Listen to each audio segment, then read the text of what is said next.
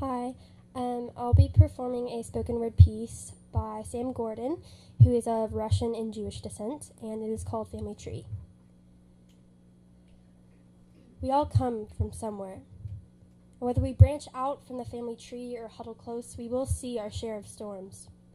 We learn ourselves by the lightning and thunder we've been through, from the scars in our bark and by the colors of our leaves in autumn. I once went fishing with my dad and his dad. Dad and I caught nothing. My grandfather caught 2 thick striped bass.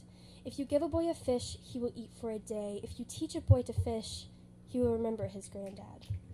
I have my mother's eyes, green on the outside, brown inside. When I cry, I shed the tears of 2 years of failed pregnancies before she had me.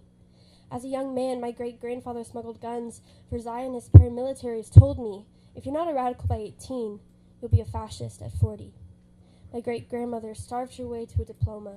Each week, her father would buy 1 loaf of bread, cut it into 7 equal slices. This one is Monday.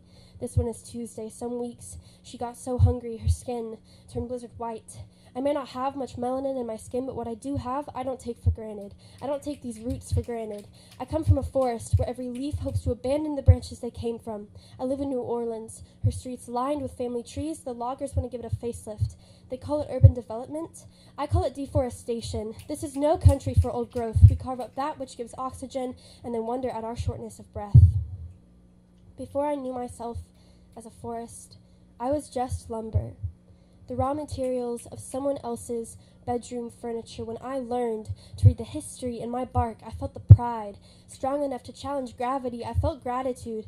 Great enough to bear fruit, I heard the prayers echoing from the throats of 5 generations, demanding that their saplings grow up with a steady home, an education, and the feet to walk their own path.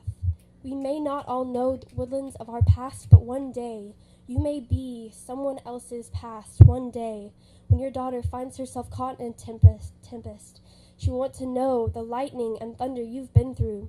She will ask, where did we come from? Grandpa, where did we come from? Grandma, where did we come from? I want to know where we come from. And you will tell her, these trees are your library. Their leaves tell your story, and the knots in your bark are not blemish, but it is God, carving an inscription, holy like Scripture.